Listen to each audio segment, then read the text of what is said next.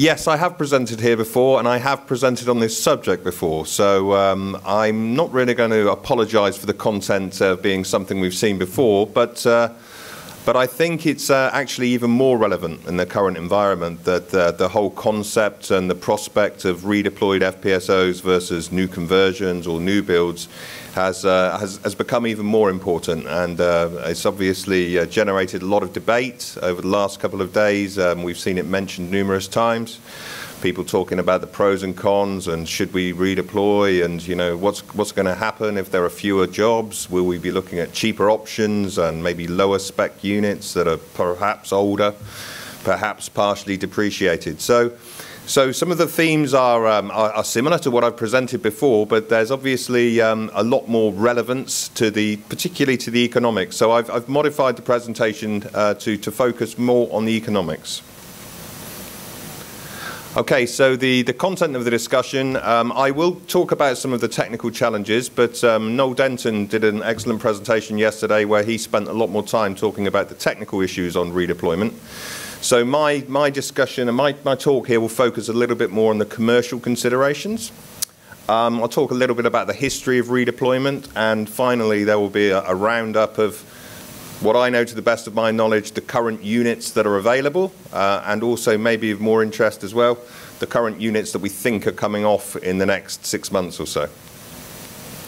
So talking about the main challenges, as again I make reference to Noel's presentation, but production and processing, we're always looking at that. What's the fit? How compatible is an existing unit to the new project? Mooring systems, this may sound something very innocuous, but it can be a major modification. Very simplistically, moving from a spread mooring system to a turret mooring system could be easily $100 million, depending upon the size of the vessel. So the modification, or shall we say suitability, of the mooring system of the existing asset is a very important consideration. Also water depth, etc., metocean conditions. Are we moving from West Africa to the North Sea? Highly unlikely in such a case that the mooring system will be suitable. Conversely, if we move from the North Sea and go to West Africa, the mooring system may be heavily over-designed. I think maybe what's interesting and that I've observed in the industry is Bumi Armada's acquisition of the Schiehallion FPSO. Many of you may know that's an extremely high-spec unit, designed for very extreme loads, so it will be very interesting to see where it gets used, because I'd be almost positive it won't get redeployed in the North Sea. So other considerations, specifications, hull specifications, maybe the most significant one is some of the old FPSOs, very few now, are still single hull design. Single hull design is not acceptable at all for FPSO use now, so some of the units out there that have single hulls are almost uncertain they would definitely not get reused. Legislation, classification society, do rules change? Yes, they do over the periods of time. We were talking a little bit at a recent conference about 1 in 100-year events, 1 in 10,000-year events, and quite what that means in terms of a design.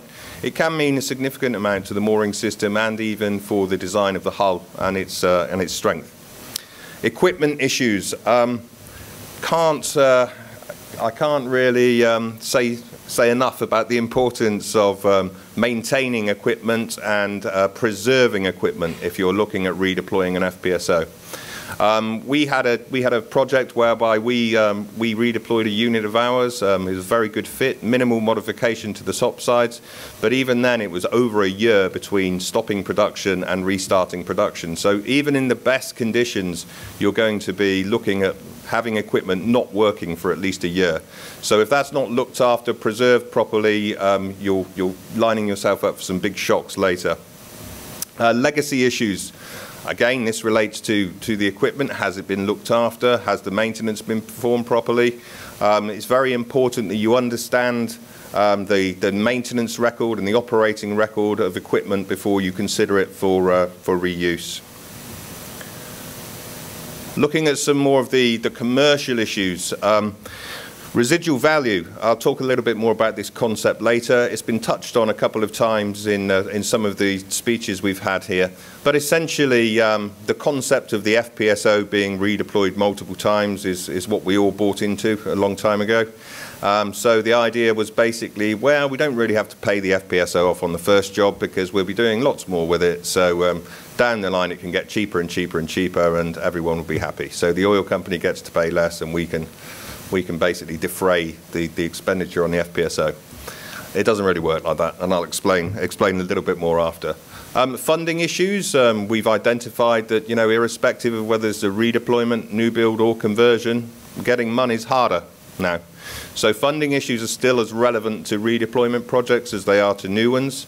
There was a gentleman yesterday, I can't remember who it was, but indicated that, the cost of redeploying an FPSO can still be in the hundreds of millions of dollars. So it's not just a simple matter of raising $10 million to do a few modifications and painting the unit. There are significant expenditures required. Layup and preservation costs. So I've touched on layup, and many of you may be familiar with the concept of cold stack versus warm stack that's used basically across the maritime industry. A big decision the owner has to take when his FPSO comes off the field is what's he going to do with it? How long is it going to be off for? He can elect to warm stack the vessel. He can leave a crew of maybe 20 or 30 on board. These guys will have to stay on board. They'll need power. They'll need the utilities. So it will cost money. It will cost a lot of money to have 30 people permanently on board an asset which is earning nothing. Or do you go to the other extent and cold stack the vessel? To simplify it, just turn the lights off and go and have a look every now and then to make sure the ship's not sinking. And these are the two very fundamental decisions, very fundamental opposites that you have to think about if you're conceiving laying up a vessel for some time, and similarly if you're considering redeploying an asset. I mean, what's been going on there for the last year or for the last 2 years? Have people been going around? Have they been opening valves? Have they been turning motors? Or have they not? Because particularly in the Southeast Asian environment, a vessel left non-operational can deteriorate very, very quickly. So it's very important to understand what are you going to do about preserving it, and also, of course, it's not free. So the cost of that preservation also has to be considered when you look to redeploy the asset. It's essentially a CapEx consideration for the next job. Maintenance costs, well, I've touched on that here, but arguably, if you redeploy a unit, are the maintenance costs higher? Does older equipment mean more maintenance? Generally it can. So you have to be aware that if you're basically going to put an older unit out there, your maintenance costs could be more than compared to a new conversion. Decommissioning and relocation. The previous talk was very interesting because we actually went through the process of decommissioning an FPSO in Thailand and relocating it to Malaysia. But I have to be honest, the understanding we had of the decommissioning process when we went into that project was unfortunately pretty lacking. So understanding quite what's involved in decommissioning and desludging and disposing of contaminants is very important, particularly if you're moving from, in this case, Thailand, which is a high mercury area. So there were lots of challenges with the disposal of mercury contaminated sludge. So it's important that you understand when you're looking at these redeployments, where's it been before and what do I have to do to decommission it first to bring it to the new location. Just a little bit more on this residual value concept then. So I'm not an accountant myself, so I tried to make this as very simple as we can. If you look at the top graph here, so this is just simply, if this is the CapEx of the vessel, how long do I have to get the unit working until I've paid for it? Very, very simplistically. You can probably guess that if you spent $500 million on an FPSO, you're not going to pay off in a couple of years, no matter what anyone says. So one has to accept that, let's say this red line here indicates the end of the first contract period. At the end of the first contract period, the CapEx or the residual value is still there. So that vessel has to be taken forward into the next contract with that residual value in mind. So what do we do when we redeploy? We add more CapEx in. So then what happens? We change our point to be up here, which means again, for the second run, we have to go out even further. And this can be a vicious circle that carries on and on and on and on, and the owner never gets his money back in the end. Or the ultimate sacrifice is basically to write off the vessel. And I think you're going to see some of that happening, even if it hasn't done already. Some of the big units out there, the VLCC size units, somebody mentioned yesterday that they're going to be the harder animals to redeploy. And I think he's absolutely right, because they're very high-spec vessels, they'll have high residual values, they'll have high costs. It's going to be those vessels that are going to be tricky to redeploy. There's so many units out there at the moment that the operators can actually pick and choose which one they want best. So for the owners, like we are, this residual value thing is a big deal. If you have an FPSO with $200 million residual value and no job, you have to think about how to do that, and it's not straightforward. So residual value, very important consideration in FPSOs in general. This is not unique to redeployed FPSOs. The recent Petrobras jobs, I've looked at those and been quite intrigued that you know, the 20-year contracts, maybe, I don't know, $1 billion, $2 billion with capex. I just wonder whether they will actually be paid off at the end of that. But there's very few contracts I know of that are around at the moment that you can guarantee payoff of the vessel in the fixed term. Because remember again, as FPSO owners, operators, we've always bought into the dream that extensions are our saviour. Extensions will be the way that we can finally pay down the residual value. In the current climate, extensions aren't that popular, and going forward there's going to be much more pressure for the owners not to exercise those extensions, which means the spectre of the residual value comes back again. Okay, so this is just really a summary, a sort of brainstorm of what do you have to think about if you really are, as an operator, thinking of taking an existing FPSO, or as an owner looking to redeploy one of your units again. Some very simple ones that may seem a little bit banal, but anybody who's been involved in brownfield work or looking at old facilities will tell you the documentation is always a nightmare. That can be as much as maintenance records, as-built data. If this stuff isn't available, you're going to have a big problem going forward into the next job. So, you know, manufacturing record books, design documents, maintenance records, all very important and will have a huge influence on the success of the project. Flexible topsides and power generation. Again, that's been talked a little bit over the last couple of days. And also, yeah, I mean, if you have a gas-fired system and then you move to a field that has no gas, you're going to have a challenge on your hands, or you're going to have to spend a lot of money changing your power generation system. Robust, I hate that word, but design of the turret and swivel system. So if you do have a weather vaning system, you're going to be looking for extra slots, you're going to be looking at additional paths in your swivel. Having been in turret mooring design myself for some time, you very rarely find any operator that's happy to pay you to put a couple of extra spare paths in their swivel. It's just one of these things. There's a lot of money and they don't really want to do it. They think they're being conned by the swivel supplier. So very few people actually will build it in, and it's very hard to retrofit that. It can be done, it's all feasible, but it's a difficult exercise to do. So robustness or flexibility in swivel design. Integrating the operating team. I mean, this is one of the big sell points, I think, of redeployments. And Noel touched on this yesterday.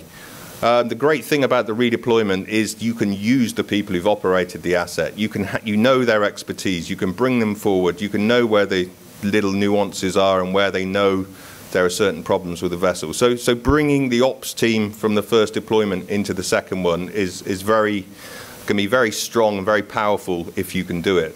However, if your vessel's laid up for 3 years, you're not going to keep those guys hanging around. But if you can capitalize on the actual operators and the operating history, that can be very helpful. Well-preserved and maintained equipment, maintenance records, and a good candidate hull. Touched on the fact about the single and double hull, but the likelihood of a 50-year-old hull that went out on first deployment being able to get through to another job without having to spend a huge amount of money is going to be low. I'll skip this one, both in the because we're a bit tight on time, but also I think you've seen it all. But yeah, in essence, there's not many jobs around. But maybe just to draw your attention to this one here, which shows the ratio between leased and owned. So the predictions going forward in the near term are still will be majorly leased vessels. Okay, so get into a few specifics, and if any of you are in here from some of the owners, I've gathered this information to the best of my knowledge. There may be some slight inaccuracies, so feel free to tell me if I've got one wrong. But these are some good examples, and I think it was Jeff actually. You talked about the big surge of FPSOs that came in the sort of late 90s. People like Blue Water were very, very active then and had excellent success actually in relocating their units to various fields in the North Sea.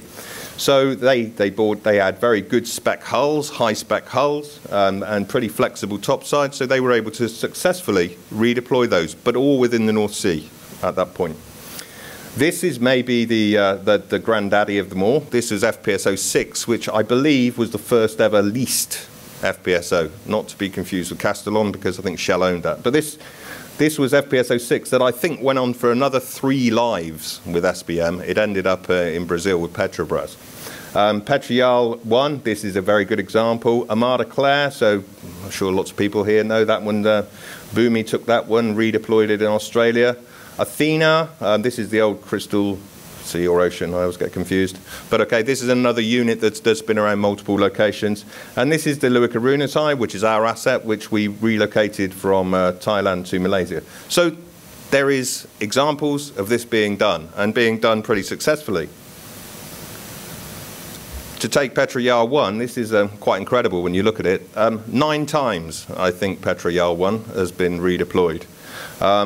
And some pretty major modifications done to it, but a couple of important points, of course, pretty much all in the North Sea. So this would be a vessel that was spec'd for North Sea operation. So as I touched on earlier, bringing an asset that's never worked in the North Sea, going back in is hard. So that was, and now I think it's going down to Brazil. So that's actually an excellent example of a vessel that's been redeployed many times. But this, I believe, was a new build hull, and it was a pretty high spec unit in the first place. Okay. So, of course, the question comes, and maybe more for the operators here. Okay, so I've got a project. I've got all these guys offering me these redeployments. They say are really cheap and they can get them to the field quickly. Or shall I just go for a new conversion? If I go for a new conversion, I can have a little bit more input in what it looks like. I can spec it out a bit better. However, there's pros and cons in both cases. These are just some of the major points I've touched on here. But of course, very important one, schedule. The oil company wants its cash flows and wants them quick. So the major advantage for a redeployment generally is the schedule. However, Noel mentioned yesterday again that all of us know that if you have to buy a new metering skid or some very long lead item, that can drive it. It makes no difference if you have a redeployment or a new conversion. So it depends a little bit on the circumstances, but in general, a redeployment can get you to first oil quicker. Cost growth. The redeployment should have more controllability over cost growth. Again, you know what the hull's like, you know what's been the vessel's been doing, you have maintenance records, etc. So there should be less unknowns. Operability, you know the FPSO is operated, you know what it's good at, you know where it struggles. So having history of its operability is very, very helpful and is often a big consideration in selecting redeployments. And of course, yeah, production attainment, you get that quicker. You should get that quicker. This statistic at the bottom, I think, is a very interesting one, and I don't know if David Boggs is here, but I think this came from one of his IMA reports. But it says here, over the past 10 years, there have been orders for 136 FPSOs. 82% were first time, 18 were redeployment. So what should we take from that? I take from that 1 in 5 or 1 in 6 FPSOs going forward will be a redeployment. If you just dwell on that statistic for a second, that's quite interesting. Particularly interesting when the gentleman from SBM yesterday was saying, hey, if there's only 6 FPSOs, I need 2, Modec need 2, Petrojarl want 1, you know, well, where's the other one going? So just historically, that's been the ratio. Will it change going forward? Maybe. Maybe with increased pressures on costs, that the people will look as FPSO relocation as a good solution. So this is, here we are, the final list. This is, to the best of my knowledge, vessels available, and maybe more interestingly, the green ones are ones could be coming off. So I hasten to add again, this information has come from talking to people in bars and also reading annual reports and a combination of information. So I was very curtly pointed out to me today that MODEC Venture 1, Exeter Mutineer, is not coming off, and they have an extension, so got that one wrong, unfortunately. But maybe what's interesting here, and I didn't present before, is owner FPSOs. So what do I mean by that? North Sea Producer. North Sea Producer was owned by the North Sea Production Company, which is a joint venture between Maersk and Odebrecht. That vessel is currently sitting in Teesside in the UK. Is it being actively marketed? Not to my knowledge, but it is an available asset sitting out there.